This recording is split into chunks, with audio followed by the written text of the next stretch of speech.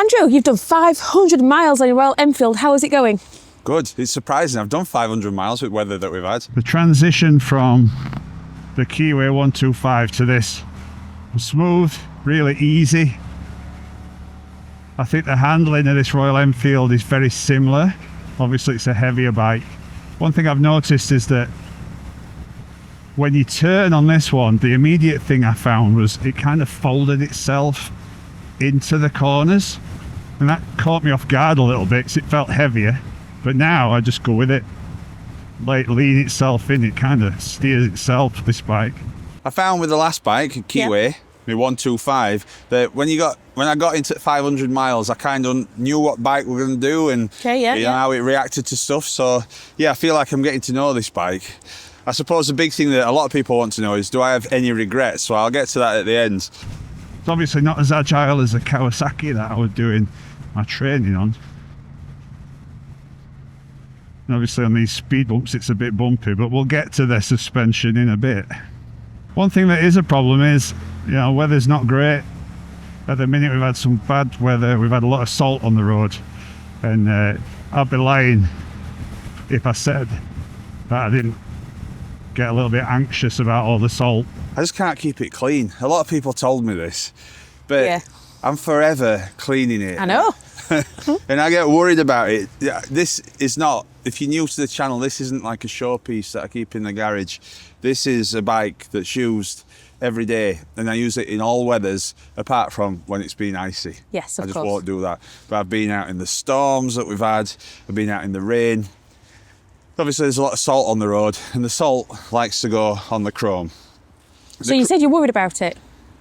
Well, yeah, I am, because I don't want it to, turn into a big bit of rust. Yeah. So one thing I would say is, when I bought the bike, the first thing I did was I coated it in Lanagard. So Lanagard's like, I think it's sheep oil, like from sheep's wool. Right.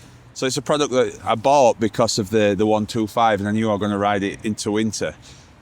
And I know that a lot of people swear by ACF 50, but I went this route because I still got some left. And so I coated it in that. Now, when I did it on the Keyway, everything were good, apart from one bolt that I'd missed that had rusted, but it seemed to do its job.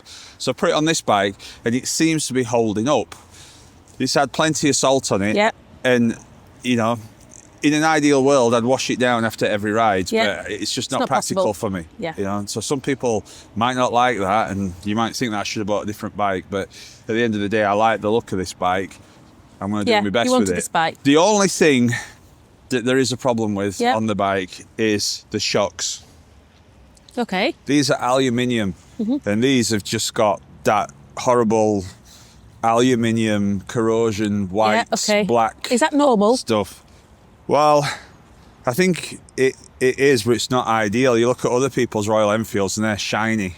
Okay. And I've been told that Autosol can get rid of that. Okay. There's a thing with the shocks that I'll get to in a bit. Okay. So it might not be such a big problem. But I don't think it looks too bad. It looks awesome. I mean, I rode it, it's not being cleaned for this video. I rode it yesterday and last night. It's been a bit drier. It looks shiny still. Yeah. It's just when I've joined some Royal Enfield groups on Facebook, and when you see people say, "Oh, I've chanced it and brought me Royal Enfield out," and I'm thinking, I've been out on mine all the time. I'm missing something. So I know that a lot of you were, recommending adventure bikes and stuff, and maybe they fare better. A lot of people said that this bike were a bit of a slug, but for me,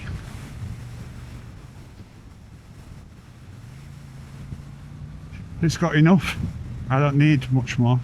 I'm learning to ride still. I still don't know how to do the corners properly yet. But as far as acceleration, well, that gets me up to 60. I've got used to it now. When I first got it, I'm new to riding bigger bikes. It didn't take me long to get used to. It's not such a massive step up from that 125. You don't feel like when I did my training, and I was using the, I think ER6 Kawasaki. That felt really felt it, fast. Didn't you? This It will definitely keep up to traffic. It gets up to 70 mile an hour with ease. Yep. But it does it all gracefully and controlled. But for this, you know, for real world riding on the roads with speed cameras and everything else, this, for me, is perfect. Okay.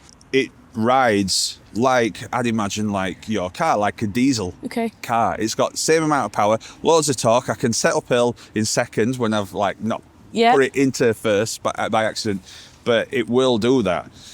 So for where I am in my biking journey, I'm learning to ride because the big thing that I need to get better at is corners.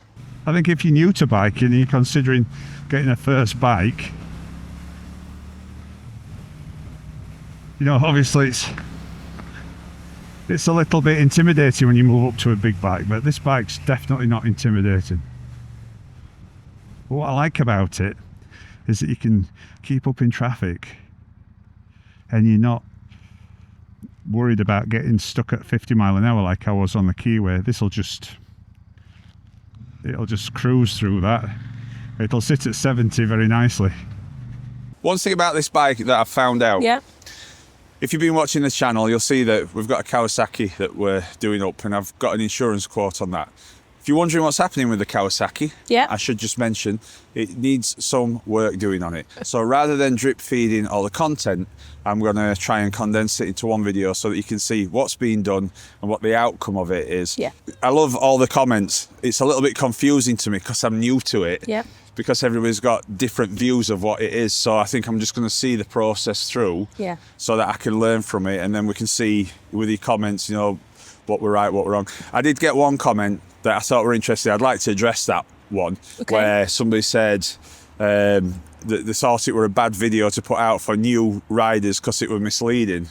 But I just want to point out, I'm a new rider. I'm not trying to mislead anybody. I'm trying to learn, and that's what I'm doing. I'm learning. So I'm not always going to get this right, and I appreciate everybody pointing that out to me. However, I'm learning. So give me 5 years, I'll be on it. The Kawasaki, which is, I think, 68 brake horsepower, 67, 68. There's about 20 brake horsepower more than this. It's a faster bike. The insurance costs, I thought I was going to get absolutely hammered for it, because I have to insure it for business because of the YouTube channel. It turns out that it's a third of the cost of the Royal Enfield. It's cheaper. A third of the cost. This bike, for me, it might not be for you, but this bike for me is eye-wateringly expensive to insure. And I was trying to get to the bottom of it with Jack, who works at Devitt, and he were helping me out to try and find out what were happening. And he said that even if he put the same year Kawasaki Versys in, it were only £100 more than the quote he gave me, which were way less than this. And I think I've worked a pattern out. This is a brand new model to market in 2023. The Keyway that I got, that were expensive to insure as well, and I thought it was just because I were a new rider, but it seems that were more than what the Kawasaki Versys is. Really? Yeah. And I also got a quote on a Scrambler 400 when I was looking for bikes, and that was sky high as well. Three things that all of those bikes got in common is that the new models to the market. So if you're new to biking, and I know you guys that have been riding a long time, it's probably not going to affect you as much, but if you're new to riding, one, you're new, and two, you're on a new model that I guess insurance companies don't have much data on, you get a massive premium. So you can get a bigger bike for less money on insurance. So that is like a bit of a problem for me, because if I come to renew next year and it's that price, I've got to seriously consider whether I do, because the insurance is almost the price of another bike, an older bike, but it's still a that. bike.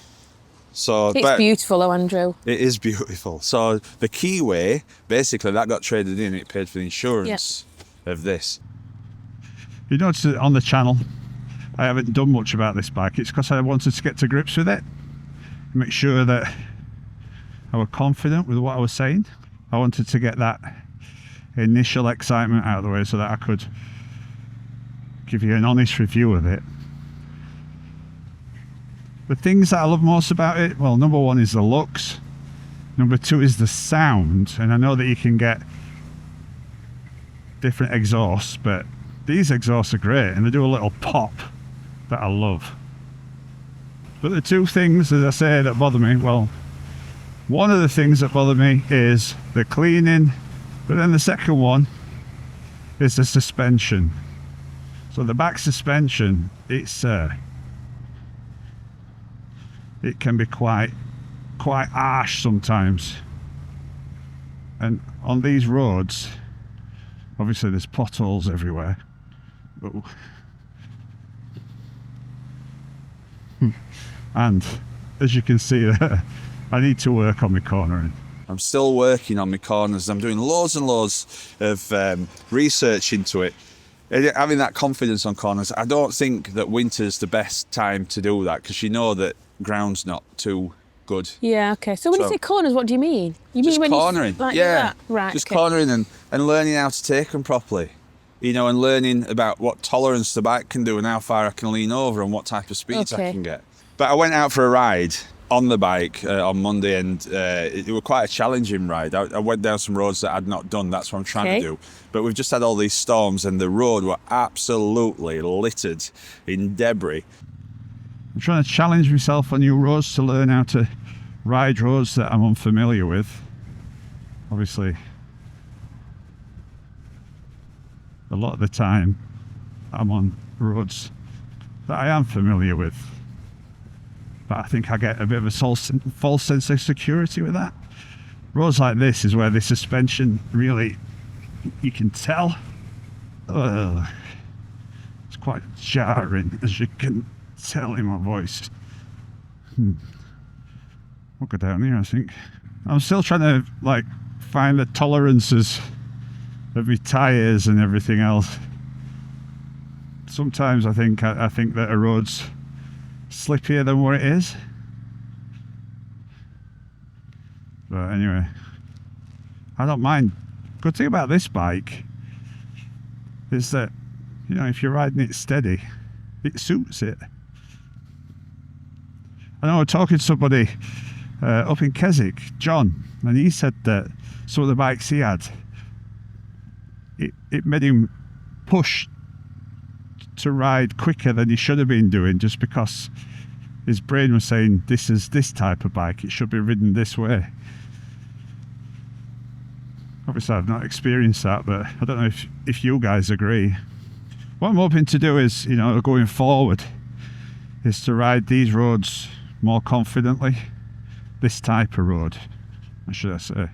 The wet, the slippy, a bit greasy. There's no ice today, or none that I know of.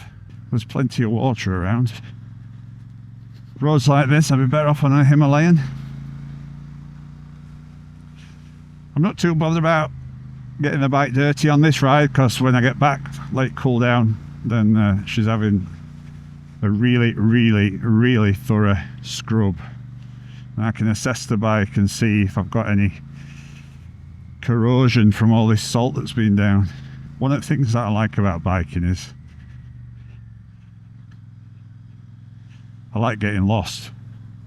I've got no idea where I am here. So apart from the suspension as an upgrade, I've been told that DNA filters are good for these. Okay. And that's an air filter. Right. And they say it just helps it to breathe a little bit more. And apparently you get a little bit more horsepower, but it just, the throttle's a bit more responsive. Is that something you could do? I'd have a go at it, actually. I want to try stuff. Yep. I want to get into it and find out how they work, which is, you know, partly why I'm doing this Kawasaki. But yeah, I might have a look at doing that. As far as anything else, I think I'm just concerned over the insurance. If I start adding stuff, I don't want it to, you know, inflate the insurance. But you can customize these, and they look fantastic. Where you can change like the grips and put leather wrap on there. I've seen that, different seats and things. That's it. At the minute, we're not insured for pillion. Would you ride pillion on that? Possibly. Yes. Would you want a... I'd like a seat at the back so I don't fall off the back. You can get a seat for these, and they're like that big. It's not really a pillion bike, that, is it? Yeah, it is. You can get on that. You got this, look. We'd be cruising along on there. Yeah, okay. We actually sat on one, and you loved it. Yeah, the okay. NE seat were exactly the same. Did it have a seat on the back? Like a lip? Yeah. So you can get that. You can also get you know, windscreen and everything, and that changes the look of it. I'm not that fussed about it. Do you feel confident to have me on the back? I think I'd like to practice more. I feel Okay. confident with me on it. Yeah. You know, like, Because there's the weight situation, and Yeah. if I move to one side and I don't know how that works. I don't know. I've got no concept of how that feels. So that's something that, you know, we may Yeah. explore. But that's only if you're comfortable Yeah. with that. So there's lots that you can do, but I'm going to try and keep it lean for now because I don't want to upset the insurance company Yeah. and get them stinging me anymore. I'm a little bit dubious about it all. A lot of the more seasoned riders that comment on the channel are telling me my biking's very unique. It's each to their own. And what bike fits one person doesn't necessarily work for the other person. Everybody wants different things out of it. Must admit, I do find this bike really, really easy to go really, really slow. It's not twitchy at all. Everybody told me this. When you get on a bigger bike, it's more planted, and it is. This one especially, for me. I like the wing mirrors. I think they're set up really well. On the Kawasaki I trained on, the ER6F, I found those. I had to kind of move out of the way for that to see around. With these, I can see everything. You can see there just the ease that you can get around. I'm not going mad. It's just really, really usable power. And I know, you know, I ain't got much experience with this stuff, but for me right now, it's usable power. I can only go on what I know. It's really interesting as well what makes you feel comfortable and uncomfortable. And I do a lot of this type of riding in traffic. This does not bother me at all. The country roads that we're on, I'm not as used to that, and that's where I'm uncomfortable at the minute, so I need to do more of them. So do you regret getting this instead of a different bike? No, I don't regret it at all. I still look at it and I still love it, and I still get a smile on my face. That's really And good. There's just those times where, I don't know if you feel the same. You know, when you wash it, do you feel your bike runs better? Because when I wash this, I feel like everything's running. Do you? Lovely, yeah. I don't know what it is. It's psychological. Yeah.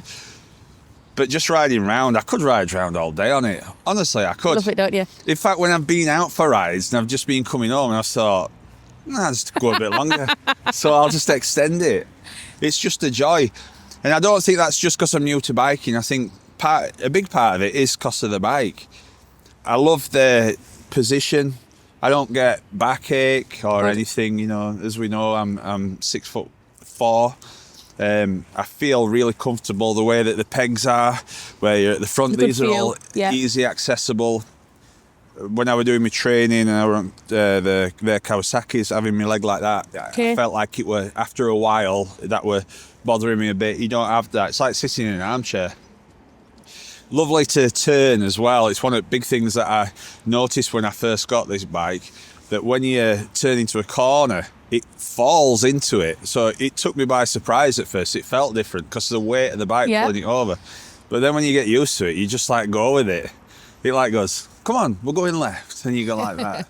So no regrets at all. You still get the flow when you'd ride it? Oh yeah, 100%, 100%. I know somebody asked, I think one of you said, oh, I don't look happy riding it, so I need to remember to smile. But honestly, I am enjoying it when I'm riding it. One of you said, oh, I bet you're regretting not getting a GS, but honestly, I'm not. I've never ridden a GS. You know, I'm new to it. So you got to appreciate that. I am genuinely new to riding. I don't know all about it. I'm learning. I could change my mind, you know, this time next year. You might get a GS at some point. I might do. I want to explore all biking, Yeah. and I'll find what I like, you know. So does that mean you're going to have 1, 2, 3 bikes, 4 bikes? I hope not. Well, I have got. Well, I have got 2 bikes, but as I said, if you missed the last video, as I said, with the Kawasaki, I'm gonna get it fixed up, and then I'm gonna ride it, Gonna go on a get trip. used to it, and then I'm gonna pass it on and give it away to somebody that needs a bike. I've got no idea how we're going to do that. Yeah, but that's what you want to do. Because I'm genuinely just trying to give a bike away to somebody that needs it. Looking forward to getting involved with some of the Royal Enfield owners and maybe going out on some rides with other people as well. So there's lots coming up for the channel. And then, as I say, the Kawasaki, that's going to be condensed into one video to show you how we finally got it started. Parts are on order. It's not ready yet, but that'll come soon. So if you've liked this video, then please give me a thumbs up, subscribe, comment. If you want to know anything about the Super Meteor 650, then ring Royal Enfield, because I know nothing about it. I was going to say, don't ask you. No, but if you want to know anything, how I'm getting on with it, whatever, then please let me know. But until next time, thanks for watching. We'll see you again. Little by little, piece by piece, I take back what's been stolen from me.